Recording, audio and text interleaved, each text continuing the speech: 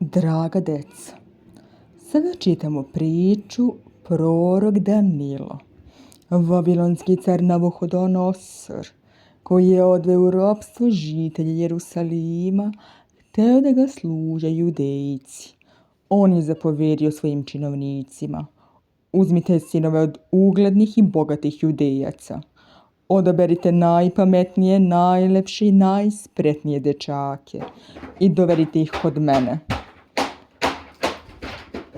Činovnici su ispunili carevo naređenje i doveli se kod njega mnogo judejskih dečaka.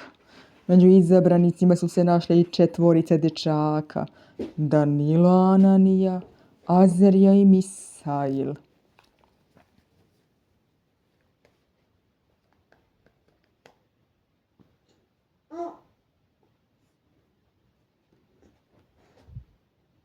Koji su u svojim srcima čuvali ljubav prema Bogu i veru u njega.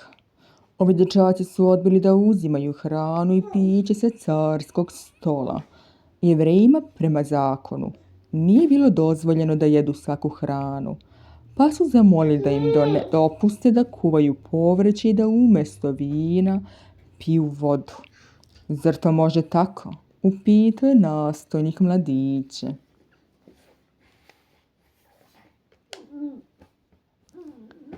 Omršat ćete i ubledeti, a car će se razgneviti i narediti da me obese. Tada je Danilo počeo da ga moli: pokušaj da nas barem 10 dana hraniš povrćem i da nas pojiš vodom, pa ćeš vidjeti da ćemo biti zdravi i rumeni. Ako omršamo, nećemo više odbijati hranu sa carske trpeze i pićemo vino. Činovnik je najzad pristao. On se silno začudio kada je posle 10 dana vidio da su ova 4 dečaka bila i uhranjenija i rumenija od onih koje su hranili carskim jelom i pojili vinom. Dečaci su učili 3 godine i za to vrijeme odrasli. Car je zapovjedio da ih dovedu kod njega, kako bi video što su naučili i šta znaju. Car su se najpametnijim, najdovitljivijim, najzdravijim i najlepšim učinili: Danilo, Ananija, Azarija i Misail. On ih je ostavio da služe na njegovom dvoru. Bog je mladićima podario znanje i mudrost, a Danilu je on, osim toga, poslao i dar da razume i tumači sva viđenja i snove. Upravo zbog toga je Navuhodonosor zavoleo Danila više nego sve ostale, pa je čak hteo i da ga postavi za starešinu nad čitavom vavilonskom oblašću.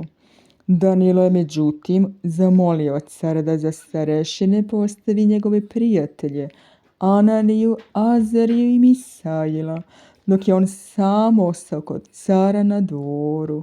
Danilo nije samo tumačio caru njegove snove, nego i sam više puta bio udostojan viđenja u kojima su mu se otkrivali najvažniji, najznačajniji događaji.